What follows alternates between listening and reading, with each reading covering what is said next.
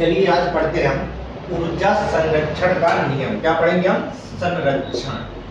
संरक्षण का मतलब क्या होता है? किसी चीज को कन्वर्ट करना यानी कंजर्वेशन, एक से दूसरे में बदलना क्या कहलाता है? हमारा कंजर्वेशन या फिर संरक्षण। यहाँ कह रहा है law of conservation of energy. कह रहा ऊर्जा संरक्षण का नियम क्या होता है? देखिए आप तो जानते होंगे जो ऊर्जा होता है इसको ना ही बदला जा, एक से दूसरे में बदला जा सकता है, ना तो इसे पैदा किया जा सकता है, ना ही इसे नष्ट यानी कह सकते हैं, ना ही हम इसे उत्पन्न कर सकते हैं और ना ही इसे हम खत्म कर सकते हैं। इसे हम क्या करते हैं? एक रूप से दूसरे रूप में बदल सकते हैं। उसी को हम क्या कहते हैं? ऊर्जा संरक्षण का नियम। क्या कहते हैं?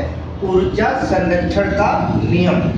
देखिए यहाँ लिखा है ऊर्जा को ना तो निर्माण किया जा सकता और ना ही विनाश किया जा सकता, यानी ना ही बनाया जा सकता है और ना ही उसे खत्म किया जा सकता। इसे क्या कर सकते हैं? एक रूप से दूसरे रूप में बदला जा सकता है या परिवर्तित किया जा सकता है। जैसे हमारे पास है विद्युत एनर्जी, तो विद्युत एनर्जी को आप रासायनिक में बदल सकते हो, किसी भी एनर्जी में आप बदल सकते हो।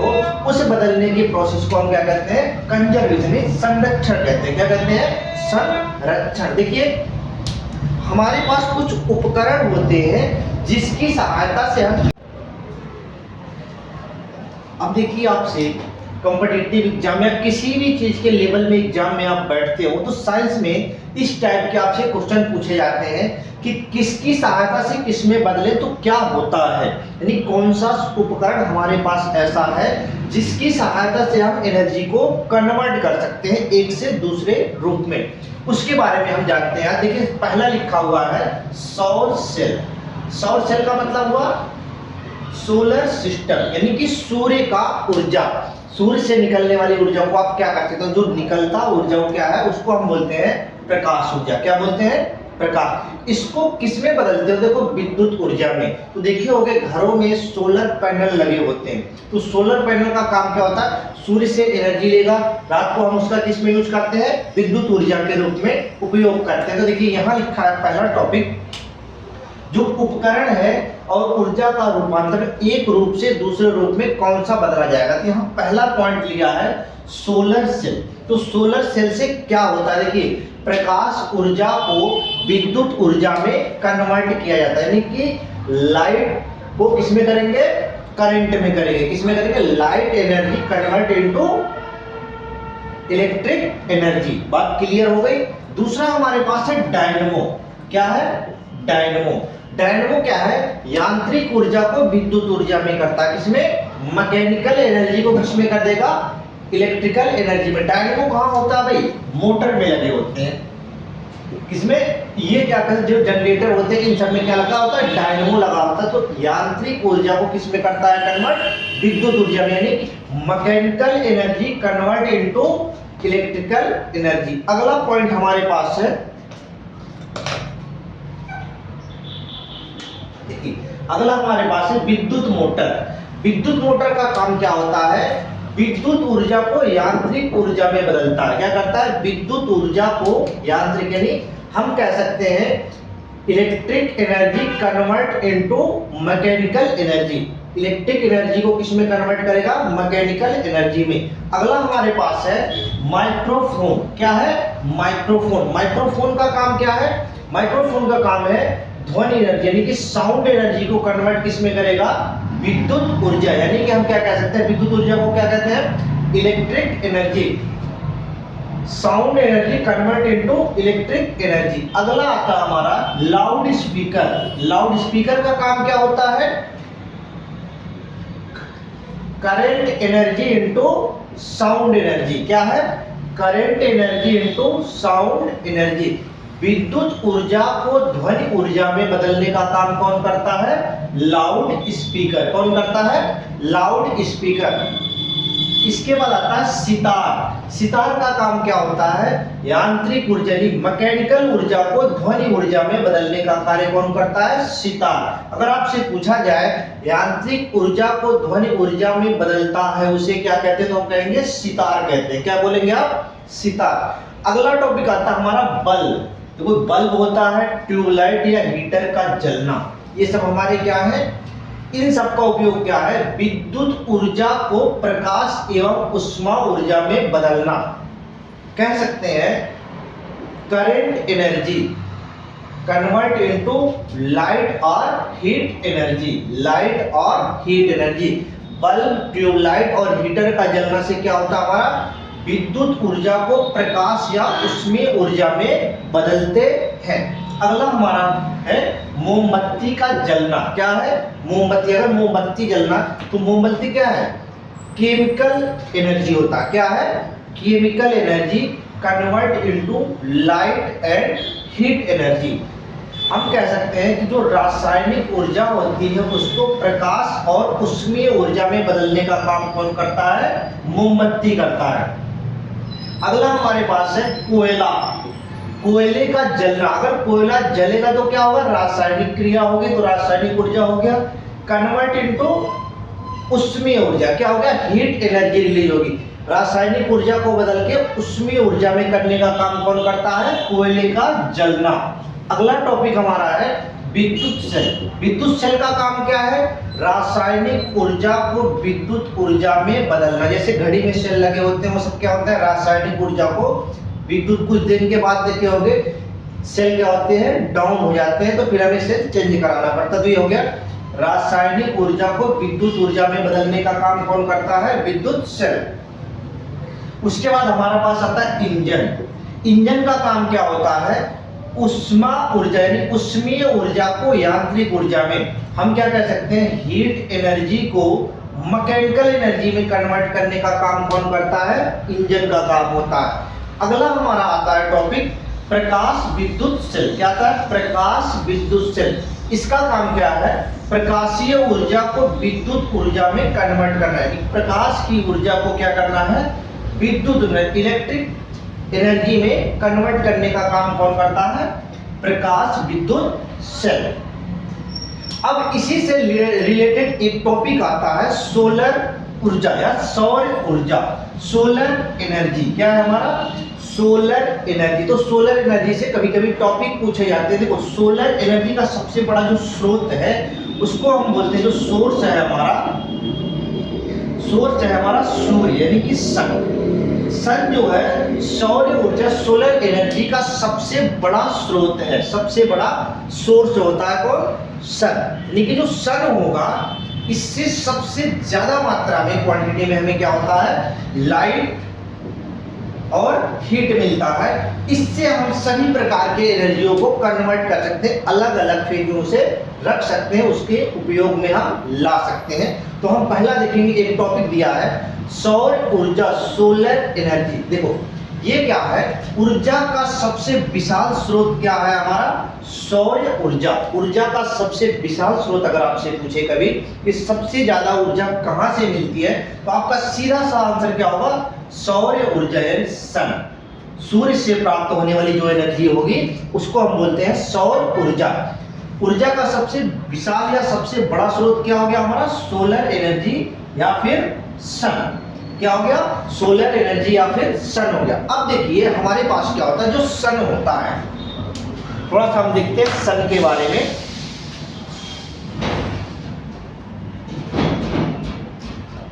देखिए ये हमारा क्या है, सन।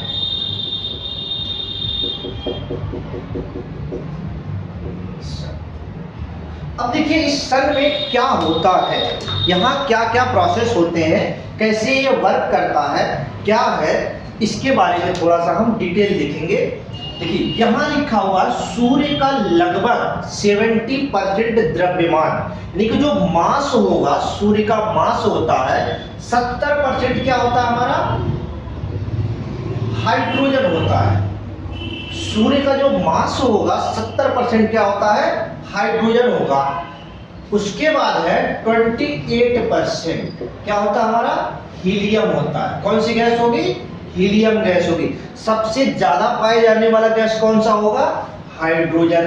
दूसरे नंबर पे कौन सा गैस पाया जाता है, हीलियम। अब देखिए आपसे पूछा जाता है कि सूर्य पर कौन सी गैस सबसे ज्यादा पाई जाती है, तो आपका आंसर क्या होगा, हाइड्रोजन। क्या होगा? हाइड्रोजन। अगर पूछ ले सूर्य की क्रोड पर उपस्थित सबसे ज्यादा दूसरे नंबर पे कौन सा गैस आता है, तो आप क्या बताओगे? हीलियम। क्या बताओगे आप? हीलियम। देखिए क्या हो गया? हीलियम। 2% अदर हैवी एलिमेंट होते हैं। क्या होते हैं? 2% जो होते हैं अदर, अन्य हैवी, भारी तत्व पाए जाते हैं किस पे? सूर्य पर। जो सूर्य का केंद्रक होता है, क्या होता है? केंद्रक बोलते हैं कोर। जो क्रोड होगा, केंद्रक होगा, उसका तापमान कितना होता है? तो उसका जो तापमान होगा ये होता है हमारा 1.5 इंटू 10⁻7 केल्विन। कितना होता है?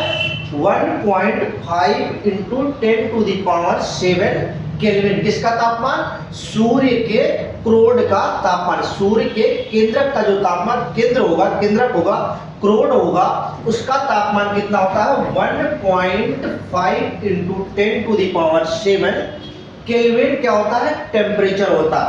और उस पर दाब कितना काम करता है? प्रेशर की अगर हम बात करें तो जो प्रेशर काम करता है हमारा 2 इंटू 10⁻18 न्यूटन पर मीटर स्क्वायर।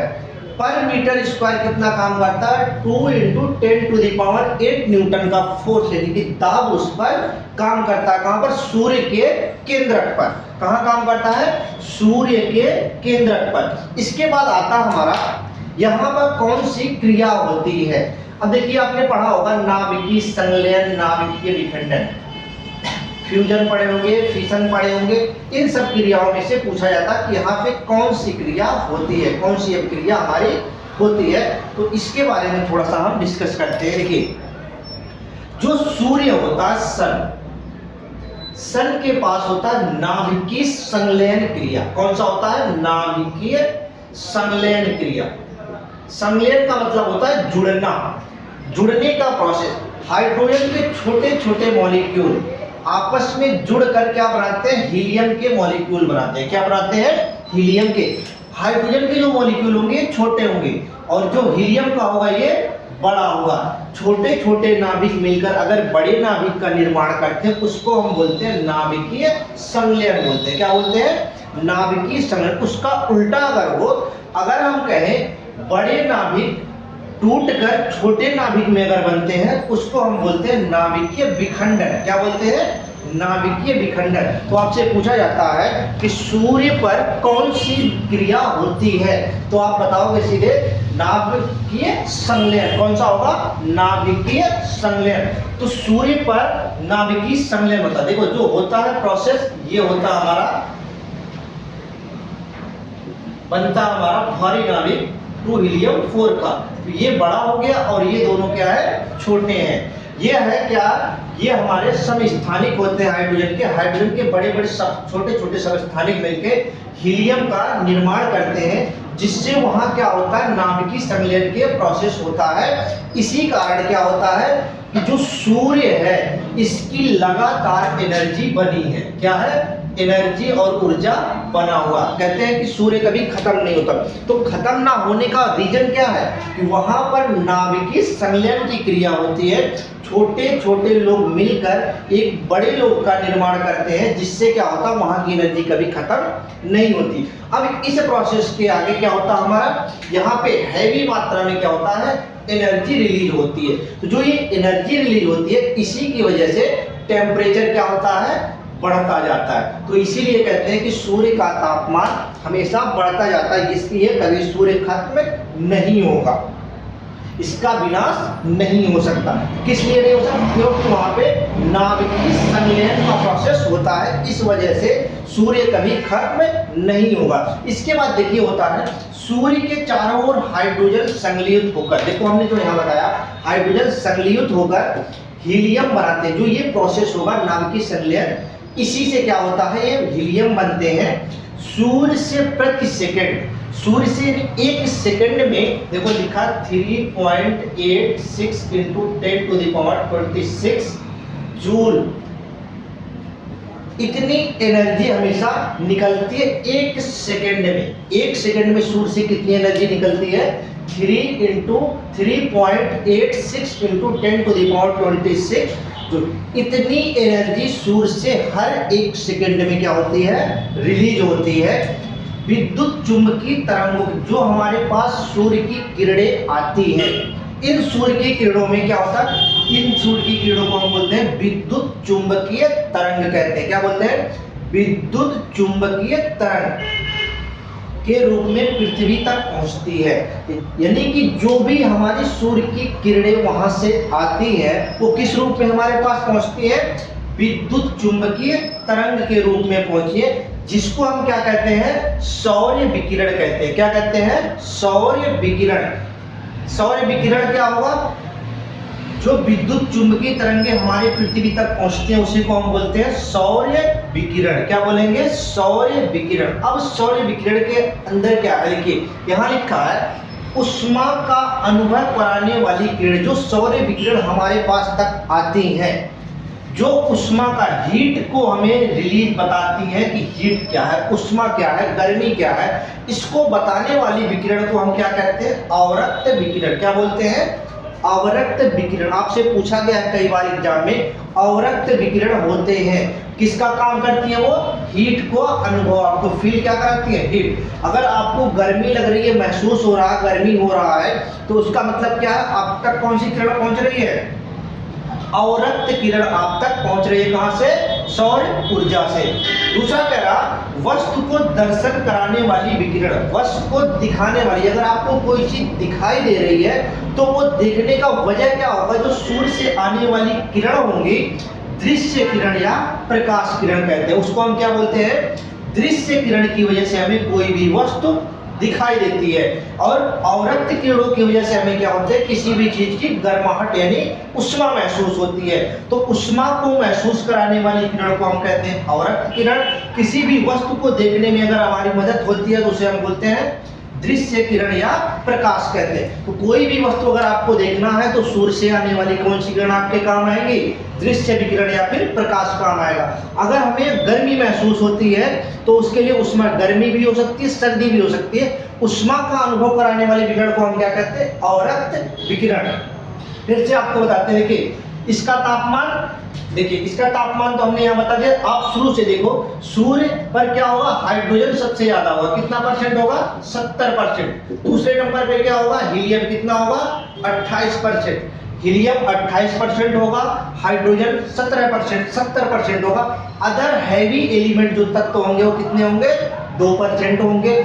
सूर्य के केंद्रक का तापमान कितना होगा, 1.5 इंटू 10⁻7 केल्विन होगा। तो केंद्रक का तापमान होगा कितना होगा, 1.5 इंटू 10⁻7 केल्विन होगा। इस पर लगने वाला दाब कितना होगा, 2 इंटू 10⁻18, 2 इंटू 10⁻18 क्या है, न्यूटन पर मीटर स्क्वायर। न्यूटन पर इतना पास्कल का इसमें क्या लगता है, दाब लगता है, किस पर, सूर्य के केंद्रक पर। इस पे कौन सी क्रिया होती है, नाभिकीय संलयन की। कौन सी क्रिया होती है, नाभिकीय। दो छोटे छोटे मॉलिक्यूल या अणु मिलकर एक भारी नाभिक का निर्माण करते हैं, उसी को हम कहते हैं नाभिकीय संलयन। जैसे इसमें क्या होगा, हाइड्रोजन के समस्थानिक मिलकर एक बड़े नाभिक का निर्माण करते हैं, उसके साथ ही साथ हैवी अमाउंट में यानी भारी मात्रा में क्या होता है, एनर्जी रिलीज होती है। इसीलिए सूर्य से लगातार गर्मी महसूस होती है, किरण निकलती रहती है। उसके बाद सूर्य के चारों ओर हाइड्रोजन संकलित होकर हीलियम बनाते हैं, ये बात हो गई क्लियर। सूर्य से प्रति सेकंड कितना है हमारा, 3.86 इंटू 10⁻26 जूल पर सेकंड क्या होता है, एनर्जी रिलीज होता है। कितना होगा, पर सेकंड एनर्जी रिलीज होगा। जो सूर्य से, देखो विद्युत चुंबकीय तरंगों के रूप में जो किरणें हमारी पृथ्वी तक पहुंचती, हम तक पहुंचती हैं, उसको हम बोलते हैं सौर्य विकिरण। क्या बोलते हैं, सौर्य विकिरण। अब यहां से फिर दोबारा से देखो ना, उष्मा का जो एहसास कराएगा, अनुभव कराएगा, उसको हम बोलते हैं अवरक्त किरण। अगर आपको गर्मी या सर्दी महसूस हो रही है तो इसका मतलब क्या कि सूर्य से आने वाली किरणें क्या है, हमारी अवरक्त किरणें हैं। दूसरा हमारा है वस्तुओं का दर्शन कराने वाली, कोई भी वस्तु हमें दिखाई देती है तो इसके लिए कौन है, दृश्य विकिरण या फिर प्रकाश है।